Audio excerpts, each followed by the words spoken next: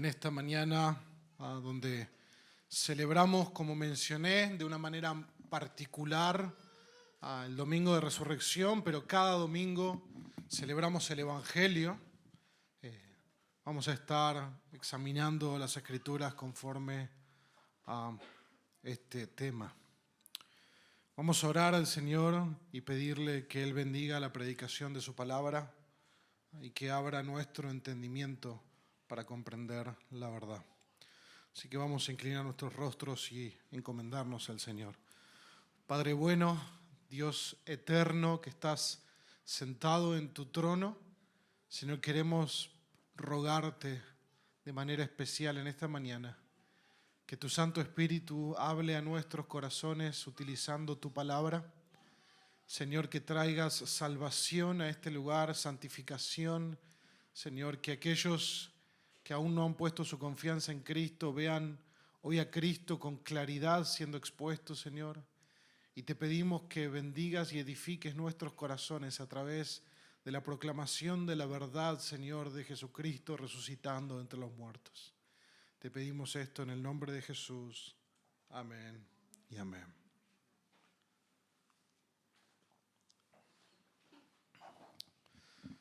Alguien dijo que si encontráramos los huesos de Jesús, el cristianismo se vendría abajo como un castillo de naipes. Y no pudiera estar más en la razón. Si encontráramos los huesos de Jesús, entonces el cristianismo sería una de las más grandes mentiras que jamás la humanidad ha creído. Porque el cristianismo no se apoya sobre ideas inspiradoras o principios morales. El cristianismo no descansa en si hago esto o hago lo otro, si cumplo ciertos ritos o no hago ciertas cosas. El cristianismo se apoya completamente sobre un evento histórico y verificable, que es la resurrección corporal de Jesús. Pero esa resurrección no fue una improvisación divina, ni una sorpresa. Fue el cumplimiento de un plan eterno revelado en las Escrituras. Y lo que quiero es que hagamos hoy es que podamos ver en las Escrituras que la tumba vacía no solamente está documentada en los Evangelios, sino que fue anunciada siglos atrás por los profetas y los salmistas y se cumplió exactamente como Dios lo había dicho, y es ahí donde radica nuestra esperanza. Y para entrar en ese recorrido, les invito a abrir sus Biblias en 1 Corintios 15. Vamos a estar mirando del versículo 1 al 4. El título de este sermón es Conforme a las Escrituras, cómo la resurrección de Jesús cumple lo que estaba escrito. 1 Corintios capítulo 15, versículo 1 al 4. El apóstol Pablo está escribiendo a los hermanos de Corinto acerca de cuál es el evangelio que él ya les había predicado a ellos, el evangelio que ellos habían creído, en el cual permanecían firmes, por el cual son salvos. Y en el versículo 3 dice esto: porque yo les entregué en primer lugar lo mismo que recibí, que Cristo murió por nuestros pecados conforme a las Escrituras, que fue sepultado y que resucitó al tercer día conforme a las Escrituras. Tres palabras claves que tenemos ahí sobre la progresión de la muerte de Cristo. Primeramente, que Cristo murió, dice el texto. Que Cristo fue sepultado y que Cristo resucitó al tercer día, y que estos aspectos son conforme a las Escrituras. Y cuando los apóstoles se referían a las Escrituras, estaban hablando al conjunto de Escrituras que componían lo que nosotros llamamos el Antiguo Testamento, que era la Biblia que usaban los judíos. Pablo asegura que la muerte y resurrección de Cristo fue el plan de Dios que había sido anunciado en las Escrituras y que se cumplió tal como había sido predicho. El Evangelio no era una novedad, el Evangelio no era un invento de los judíos del primer siglo, sino que era en verdad el cumplimiento de las promesas del Antiguo Testamento. Quizás ustedes se han encontrado con alguna persona que le dice la verdad: Pascua a mí me da tanta tristeza, pobrecito Jesús que lo mataron. Bueno, eso es no entender lo que está ocurriendo y es lo que queremos hoy desempacar, qué es lo que está pasando en la cruz y cómo eso fue anunciado por Dios mismo. Lo mismo que Pablo está hablando a la iglesia en Corinto, él lo menciona cuando hace su defensa en el libro de los Hechos, en el capítulo 26, versículos 22 y 23, cuando él está enfrente al rey Agripa haciendo su defensa, y dice lo siguiente Pablo: así que habiendo recibido ayuda de Dios, continúo hasta este día testificando tanto a pequeños como a grandes, no declarando más, es decir, no añadiendo, no inventando algo nuevo, sino no declarando más que lo que los profetas y Moisés dijeron que sucedería. ¿Qué habían dicho? Que el Cristo, es decir, el Mesías, había de padecer y que por motivo de su resurrección de entre los muertos, él debía ser el primero en proclamar luz tanto al pueblo judío como a los gentiles. Fin de la cita.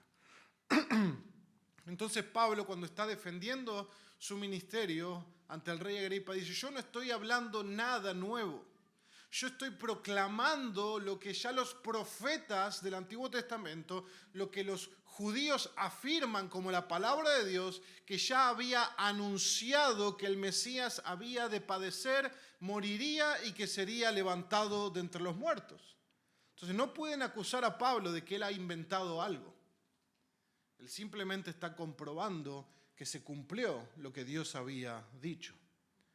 Pero no solo Pablo, sino que el apóstol Pedro también escribe sobre esta salvación que había sido anunciada por los profetas y añade que los profetas que escribieron acerca de estas cosas no entendían muy bien cuándo ocurrirían estas cosas, cuándo sería la muerte y resurrección del Mesías. Lo que no podemos decir de los profetas es que no entendían lo que estaban escribiendo. Ellos entendían lo que escribían. Lo que no entendían conforme al texto es cuándo ocurriría esto, cuándo pasarían estas cosas. Y Pedro afirma que lo que los profetas no sabían, ahora los cristianos lo saben porque les ha sido anunciado mediante el Evangelio. Primera de Pedro capítulo 1, versículo 10 al 12 dice lo siguiente, y cito: acerca de esta salvación, dice Pedro, los profetas que profetizaron de la gracia que vendría a ustedes, diligentemente inquirieron y averiguaron, procurando saber qué persona o tiempo indicaba el Espíritu de Cristo dentro de ellos. Al predecir, y esto es un patrón que nosotros encontramos cuando hablamos del Evangelio, los sufrimientos de Cristo y las glorias que seguirían. Entonces, cuando hablamos normalmente del Evangelio y la resurrección, cuando hablamos de lo que ocurre con el Mesías, con el Cristo, normalmente encontraremos este patrón en las Escrituras, que se habla del sufrimiento del Cristo y de la gloria que le seguiría ese sufrimiento. A ellos les fue revelado, sigue diciendo Pedro, que no se servían a sí mismos, sino a ustedes, en estas cosas que ahora les han sido anunciadas mediante los que le predicaron el Evangelio por el Espíritu Santo enviado del cielo, cosas a las cuales los ángeles anhelan mirar. Pedro está animando a los hermanos, diciéndoles esto que los profetas escribieron, pero que los profetas, por más que intentaron averiguar cómo iban a ocurrir estas cosas, no pudieron saberlo, solo sabían que lo escribían para ustedes, dice Pedro, para que a ustedes ahora les sea predicado el Evangelio, es decir, que ustedes ahora entiendan cuál era el tiempo en que el Mesías había de sufrir, padecer y ser glorificado, para que ustedes ahora reciban eso por la predicación del Evangelio. Entonces ese misterio que estuvo oculto, cuando se proclama el Evangelio, ahora es expuesto. Porque eso que escribieron los profetas era acerca de Cristo, acerca de Jesús, de sus padecimientos y de la gloria que recibió. En el libro de Hechos, el evangelista Lucas también relata que el apóstol Pedro, en su segundo sermón registrado, en el capítulo 3, luego de curar a un cojo en la puerta del templo, el apóstol Pedro dice lo siguiente, y cito: el Dios de Abraham, de Isaac y de Jacob, el Dios de nuestros padres, ahí está apuntando al Dios que los judíos afirmaban. Este no es otra especie de religión o deidad nueva, sino que el Dios de Abraham, de Isaac y de Jacob ha glorificado a su siervo Jesús, al que ustedes entregaron y repudiaron en presencia de Pilato, cuando éste había resuelto poner a Jesús en libertad. ¿Recuerdan el episodio de Barrabás y Jesús? Cuando todo el pueblo clama pidiendo que crucifiquen a Jesús. Y sigue diciendo Pedro, pero ustedes repudiaron al santo y justo y pidieron que se les concediera un asesino, es decir, Barrabás, y dieron muerte al autor de la vida. Esa es la frase que utiliza Pedro. Al que Dios resucitó de entre los muertos, de lo cual nosotros somos testigos. Pedro enfrenta a aquellos que están diciendo, ¿cómo puede ser que sanó a este cojo de nacimiento? Y Pedro utiliza esa oportunidad, esa atención para proclamar el Evangelio de Cristo y decir, Jesús, al que ustedes mataron, ese es el autor de la vida, al que Dios resucitó de entre los muertos, y nosotros, los apóstoles y los discípulos, somos testigos de esto. ¿Por qué? Porque ellos lo vieron resucitado. Ellos estuvieron con Él. Ellos comieron con Él. Ellos fueron instruidos por el Cristo resucitado por 40 días antes de que Él ascendiera a los cielos. Y sigue diciendo en el versículo 18, Pedro, pero Dios ha cumplido así lo que anunció de antemano por boca de todos los profetas, que su Cristo debía padecer. Es decir, Pedro les está enseñando a los judíos que lo oyen que lo que está ocurriendo es el cumplimiento de lo que Dios había anticipado por boca de los profetas, que el Mesías había de padecer. Y de hecho no nos alcanzaría el tiempo de un sermón para analizar cada una de las profecías en cuanto al Cristo. Pero vamos a analizar algunas. Pero en el libro de Daniel, si ustedes quieren luego leerlo en sus casas, en la profecía de las 70 semanas, Daniel explica que el Mesías debe morir. Es necesario que muera. Y estamos hablando de muchos siglos antes de Cristo. Claramente entonces los apóstoles afirmaban que lo que había ocurrido con Jesús en su muerte, en su resurrección, estaba profetizado en las Escrituras, y no solamente profetizado, sino que ocurrió exactamente como fue escrito. Pero dejemos a un lado un poquito los apóstoles. Jesús mismo, Él mismo anticipó a sus discípulos antes de que todo esto pasara, que debía ocurrir de esa manera. Lo vimos en Lucas capítulo 9, pero leeré la cita de Mateo 16, 21. Desde entonces Jesucristo comenzó a declarar a sus discípulos que debía ir a Jerusalén y sufrir muchas cosas de parte de los ancianos, de los principales sacerdotes y de los escribas, y ser muerto y resucitar al tercer día. Jesús lo había anunciado, de que iba a morir en Jerusalén de mano de los sacerdotes, de los principales líderes religiosos, pero que iba a resucitar, volver a la vida al tercer día.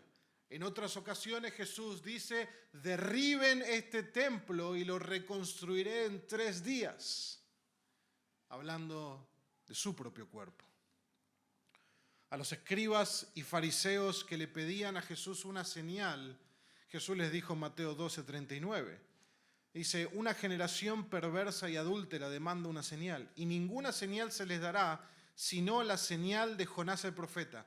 Una señal les iba a ser dado a los fariseos y escribas. Y Jesús explica, porque como estuvo Jonás en el vientre del monstruo marino 3 días y 3 noches, así estará el Hijo del Hombre 3 días y 3 noches en el corazón de la tierra. Fin de la cita. Por supuesto, hemos hablado en los sermones anteriores, no podemos explayarnos ahora, pero el Hijo del Hombre es la mención que aparece en el libro del profeta Daniel, aquel al cual se le dará todo el dominio y el poder para siempre. Pero primero el Hijo del Hombre ha de morir y pasar 3 días hasta que vuelva a la vida. ¿Dónde entonces podemos encontrar en los profetas y en Moisés que se nos anuncia de la muerte y resurrección de Jesús para poder afirmar que se están cumpliendo las Escrituras? Bueno, un texto muy conocido y que creo que vale la pena desmenuzarlo es el libro de Isaías en el capítulo 53. Les voy a invitar que puedan abrir sus Biblias, así pueden seguirme con la lectura. Isaías 53. Es donde Isaías profetiza del siervo del Señor, que es el Mesías. Y primero vamos a ver cómo Isaías profetiza que ocurrirá su muerte y su sepultura. Versículo 8, Isaías 53, lo pueden leer completo en sus casas, se los animo, pero por cuestiones de tiempo veamos el versículo 8. Dice lo siguiente, por opresión y juicio fue quitado, y en cuanto a su generación, es decir, su descendencia, ¿quién tuvo en cuenta que él fuera cortado de la tierra de los vivientes por la transgresión de mi pueblo, a quien correspondía la herida? Versículo 9. Se dispuso con los impíos su sepultura, pero con el rico fue en su muerte, aunque no había hecho violencia, ni había engaño en su boca. Fin de la cita. Pudiéramos analizar todo Isaías 53. El punto es que Isaías no sabía cuándo y cómo ocurrirían estos eventos que él estaba profetizando. Pero Isaías sabía muy bien qué estaba por ocurrir, solo que no sabía en qué tiempo y de qué manera se iban a dar. En el texto bíblico que anuncia que el Mesías, en este Isaías 53, anuncia que el Mesías sería considerado como un cordero expiatorio en favor del pueblo de Dios, que sería cortado de la tierra de los vivientes. Y esto es muy importante porque es una expresión poética que apunta a la manera en que Jesús murió, que fue rápida y súbitamente. Fue cortado de la tierra de los vivientes. Fue una muerte rápida, una muerte inesperada, una muerte súbita. Esa fue la manera en que el Mesías murió. La noche del jueves, Jesús celebró la Pascua con sus discípulos. La noche del viernes Jesús yacía en la tumba muerto. Fue cortado de la tierra de los vivientes de un día para otro, de un momento para otro. Y si bien por la manera en que él fue muerto en la cruz entre 2 ladrones, se disponía, como dice el texto, que su sepultura fuera entre impíos. Pero José de Arimatea pidió a Pilatos el cuerpo de Jesús para hacerse cargo de su entierro en un tiempo breve. Recordemos que estamos en viernes, el viernes de Pascua, y el viernes cuando cae el sol por la noche comienza el Shabbat, el sábado, en cual está prohibido por la ley trabajar. Entonces, si han de enterrar a Jesús, que murió en algún punto entre las 3 y las 6 de la tarde de ese viernes de Pascua, si lo han de enterrar hay que hacerlo pronto porque el Shabbat está cayendo. Por lo tanto, José de Arimatea se apresura a pedir a Pilatos el cuerpo del crucificado. Una costumbre natural donde los familiares pedían el cuerpo del crucificado para poder enterrarlo. Pilatos lo concede y dice así el texto de Mateo 27, donde el evangelista Mateo narra cómo ocurrió. Al atardecer, en el versículo 57 dice lo siguiente: al atardecer vino un hombre rico de Arimatea, llamado José, que también se había convertido en discípulo de Jesús. Este se presentó a Pilato y le pidió el cuerpo de Jesús. Entonces Pilato ordenó que se lo entregara y tomando José el cuerpo, lo envolvió en un lienzo limpio de lino y lo puso en su propio sepulcro nuevo que él había excavado en la roca después de rodar una piedra grande a la entrada del sepulcro. Se fue. Había que hacerlo rápido porque empezaba el Shabbat. Y se cumple exactamente lo que Isaías 53, versículo 9 afirma. Se dispuso con los impíos su sepultura. Él iba a ser muerto con los impíos, pero con el rico fue en su muerte. Y Mateo, que escribe su evangelio principalmente a los judíos, pone los detalles para que ellos entiendan que se está cumpliendo la profecía del siervo sufriente de Isaías 53, en la manera en que el Mesías Jesús está muerto y se dispone su sepultura. En la tumba del rico, con el rico fue en su muerte. Isaías 53 fue escrito 700 años antes de Cristo.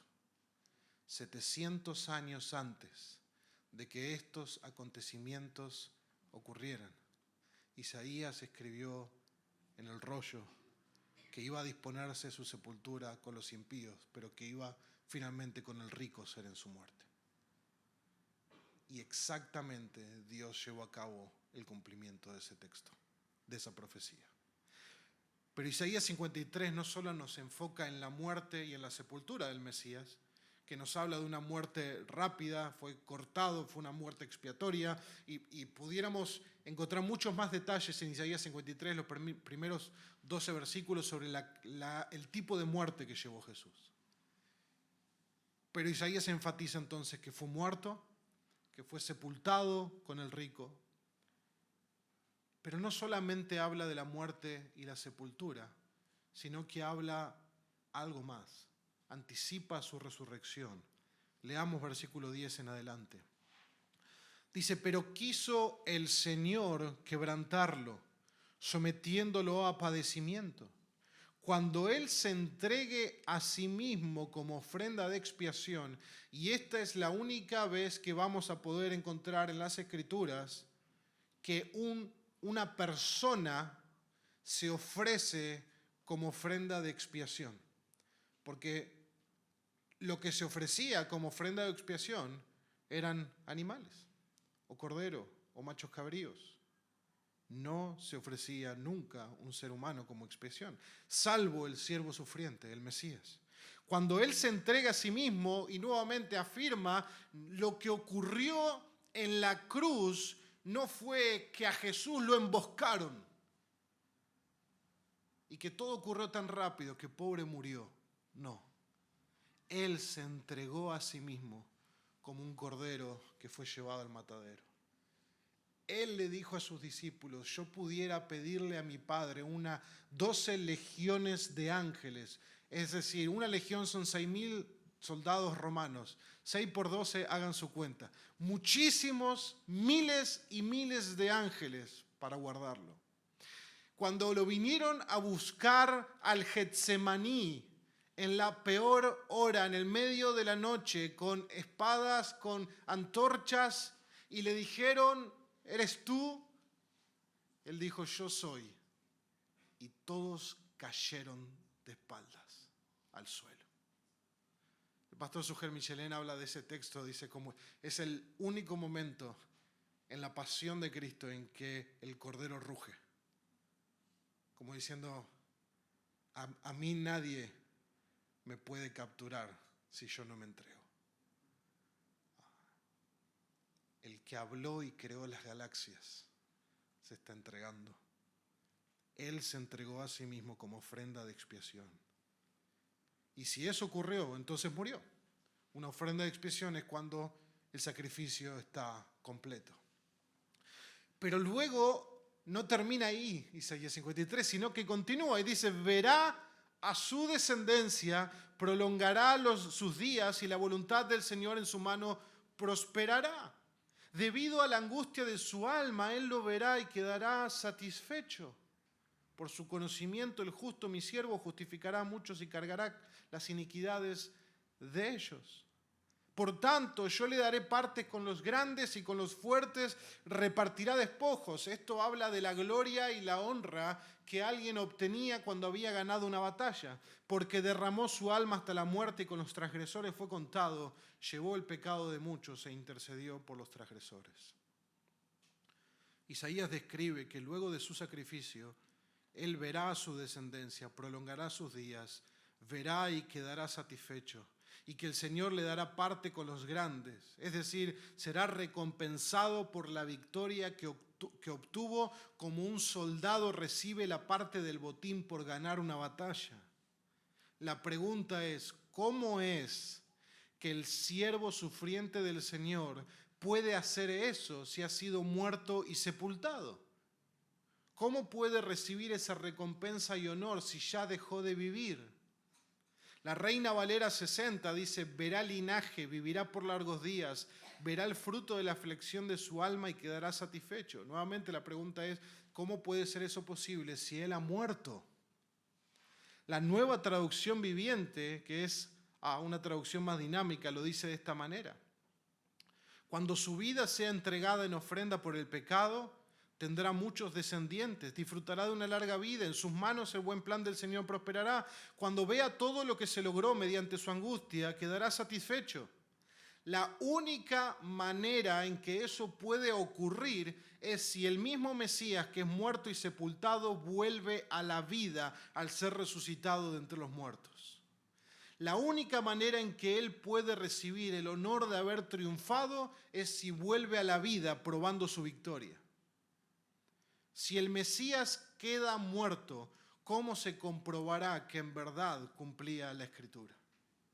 Pero en Romanos capítulo 6, verso 4, el apóstol Pablo dice, Cristo resucitó de entre los muertos por la gloria del Padre.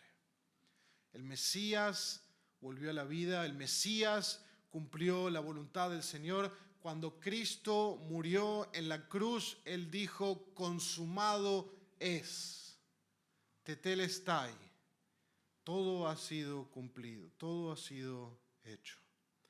En el libro de los Hechos, cuando comienza la persecución a los apóstoles, ellos responden lo siguiente, Hechos 5:29. El Dios de nuestros padres resucitó a Jesús, a quienes ustedes mataron y colgaron en una cruz. A él Dios lo exaltó a su diestra como príncipe y salvador.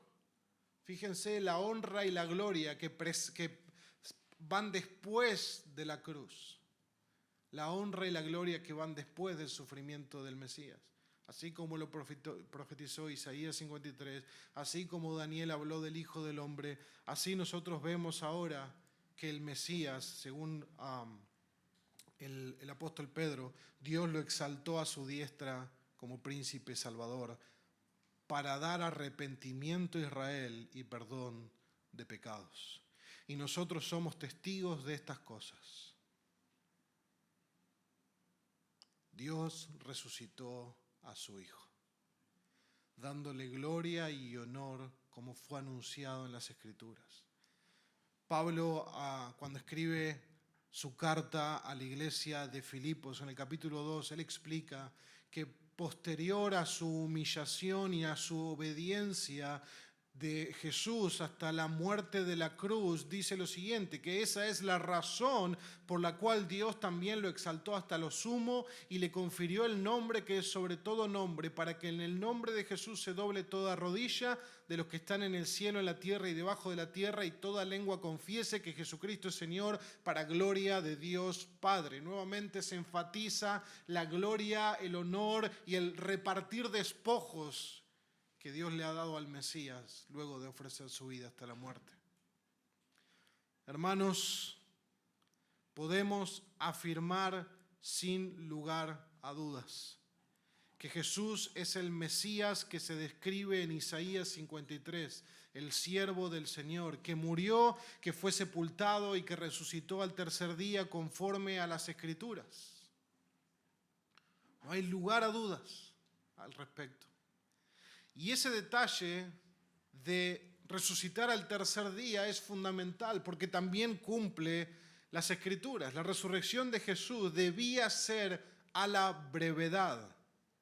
Los judíos solían hablar de la resurrección en el día final. Si ustedes recuerdan, cuando Lázaro murió y Jesús iba a resucitarlo, Marta pensó que Lázaro iba a resucitar en el último día. Pero así Jesús no debía resucitar en el último día, sino pronto, exactamente al tercer día. Y eso era necesario porque estaba profetizado que su cuerpo no debía sufrir corrupción. Es decir, no debía descomponerse, no debía sufrir las condiciones naturales de un cuerpo muerto. En el libro de los Salmos, en el Salmo 16, el rey David, el rey ungido de Dios, dice lo siguiente en el versículo 10: porque tú no abandonarás mi alma en el Seol, ni permitirás que tu santo sufra corrupción.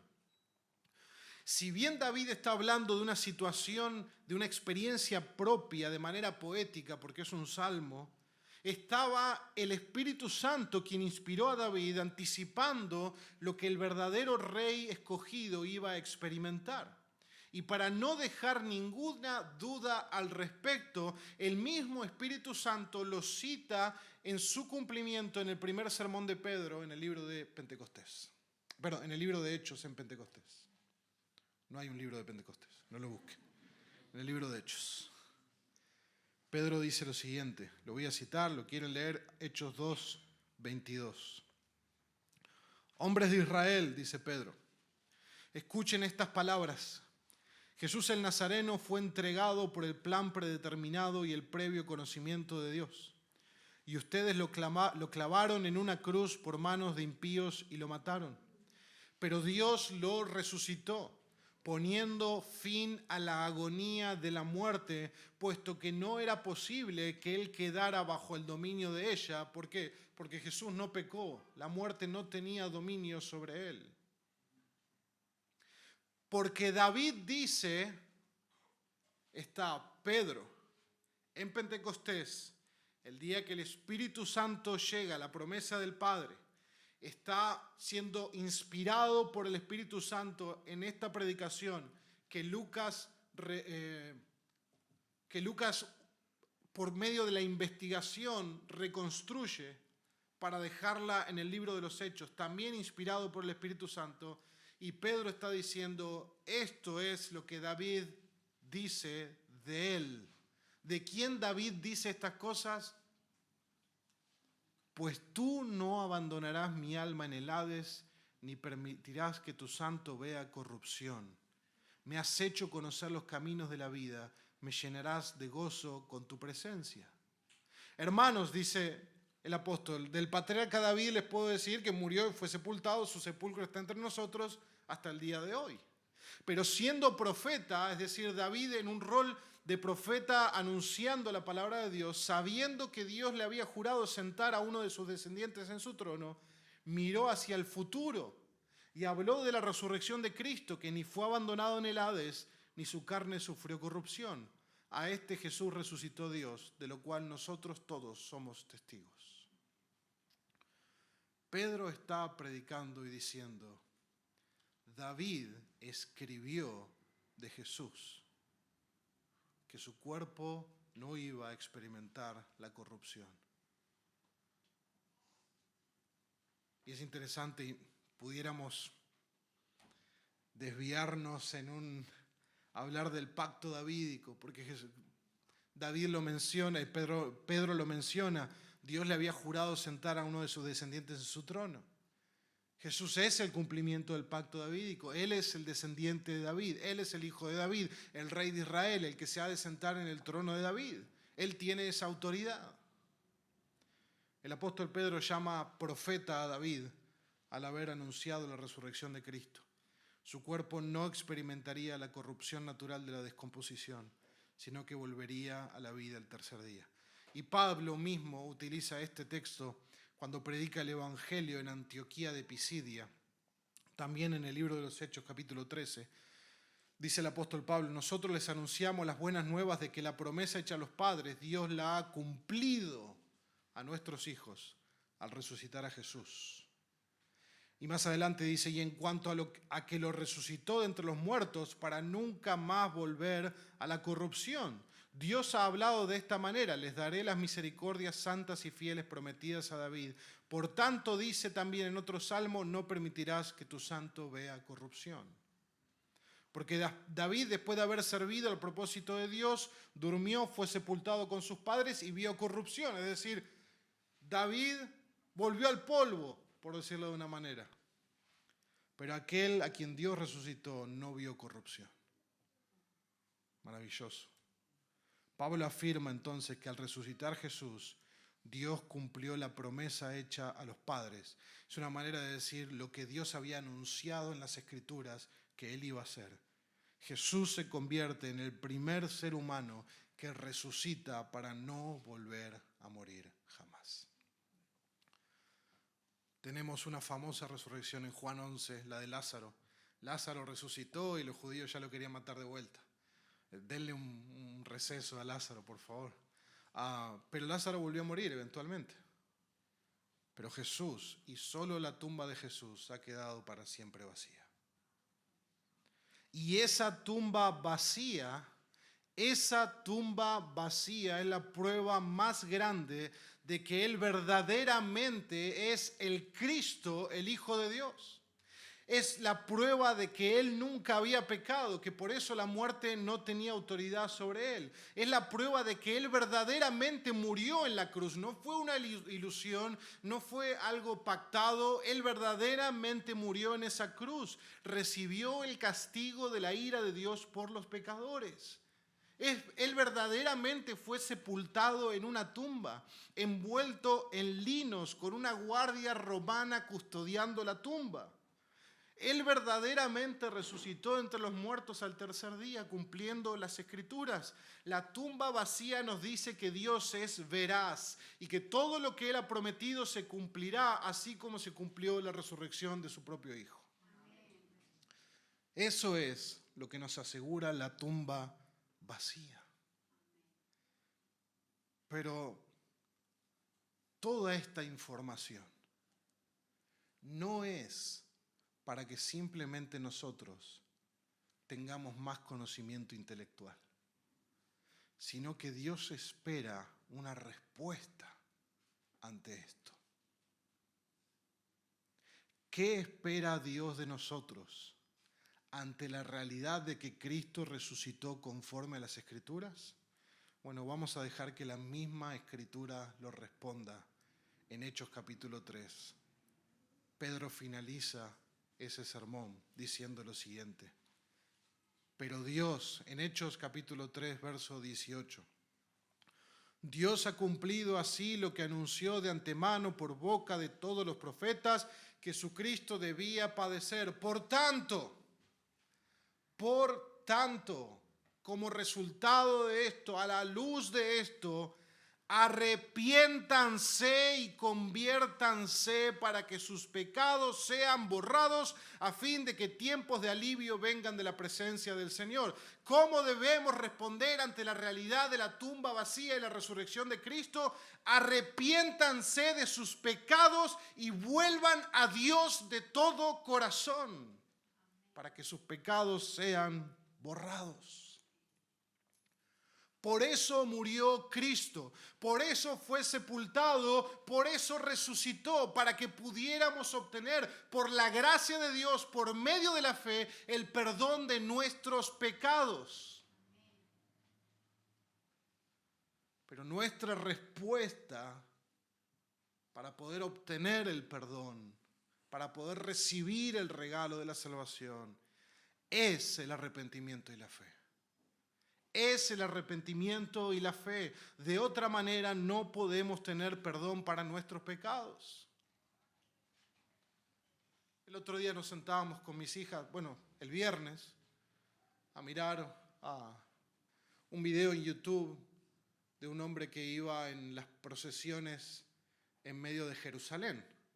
O sea, evidentemente hay mucho movimiento en Jerusalén para las fiestas de Pascua.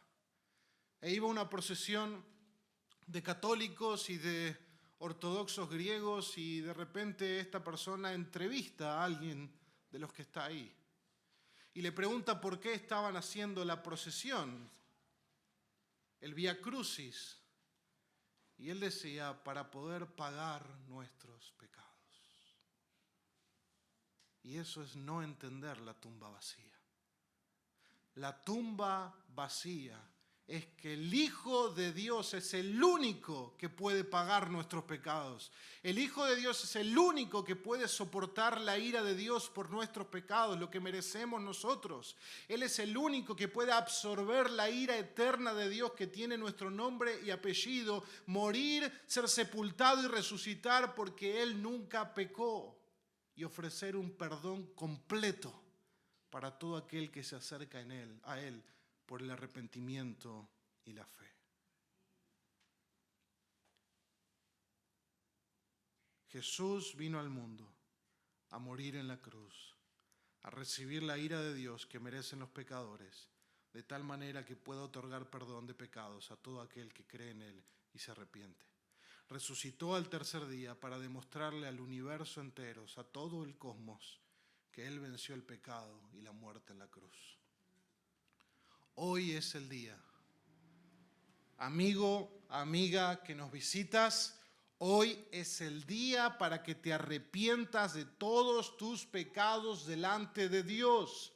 Es el día para que puedas creer en Jesús como aquel que murió y resucitó para poder otorgarte el perdón y la salvación. No hay otra manera de ser salvos del castigo que merecen nuestros pecados. Solo en Jesús hay salvación. La muerte fue vencida, la tumba fue abierta y Cristo se levantó por el poder de Dios para nunca más morir. Y Cristo te manda que te arrepientas y creas en Él para poder recibir la salvación de la ira de Dios. Una salvación que es por gracia, que nadie merece, sino que es un regalo de Dios que se otorga por la fe. Y déjame decirte una buena noticia, se otorga por la fe hasta el peor de los pecadores. Hasta el peor de los pecadores. Que no importa cuánto hayas pecado en tu vida, no importa cuán hundido te sientas en el pecado, si vienes a Cristo puedes obtener completa salvación, completo perdón y una vida completamente nueva. ¿Rechazarás una salvación tan grande? ¿Rechazarás la evidencia de una tumba vacía? Si esa es tu respuesta, solamente hay juicio para vos. Pero Jesús te dice que vengas a Él ahora y Él te perdonará y te dará una nueva vida. Y si ya sos un seguidor de Jesús, hermanos, ¿qué esperanza más gloriosa tenemos en la tumba vacía? La tumba vacía es el fundamento de nuestra confianza y nuestra esperanza. El apóstol Pablo le dice a los corintios, hermanos, y Dios que resucitó al Señor, también nos resucitará a nosotros mediante su poder. Dios no resucitó a Jesús y cerró la oportunidad de resurrección, sino que resucitó a Jesús de entre los muertos para que nosotros podamos ver lo que Él hará en nosotros si confiamos en Él. Y así como Dios resucitó a Jesús, nos resucitará en el día final a todos aquellos que hemos creído en Él. Jesús es el primero de sus hermanos que resucitó para no volver a morir. Y un día nosotros también seremos levantados de la tumba por el poder de Dios para no morir jamás, para vivir para siempre con nuestro Dios trino en un mundo nuevo, sin pecado, sin dolor, sin enfermedad, sin muerte. ¡Qué consuelo para todos nosotros! ¡Qué consuelo para cada uno de nosotros que sufre, que padece! Este mundo sabemos que no es el mundo que anhelan nuestros corazones. Y si Cristo ha resucitado, entonces podemos confiar plenamente en todas las promesas de Dios para cada día. Hermano, ¿qué pruebas estás enfrentando hoy? ¿Qué dolores o qué dudas llenan tu corazón hoy? Sea cual sea tu situación, la tumba vacía es el testimonio eterno del amor inquebrantable de Dios, de su fidelidad absoluta. Es la evidencia de que Él es digno de toda nuestra confianza. Es la garantía de que hay un perdón real para nuestros pecados, que hay gracia suficiente para comenzar de nuevo y que hay un acceso abierto al trono de la gracia. Hermanos, podemos acercarnos ahora mismo a confesar nuevamente nuestros pecados para recibir la ayuda que necesitamos delante del trono. La tumba está vacía porque Cristo está vivo, exaltado a la diestra del trono de Dios. Y desde allí ha prometido venir otra vez y llevar consigo a todos los que confían en Él.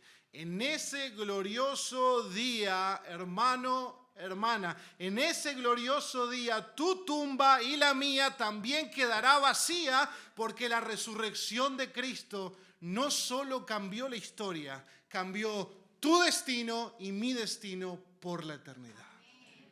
Vamos a orar al Señor.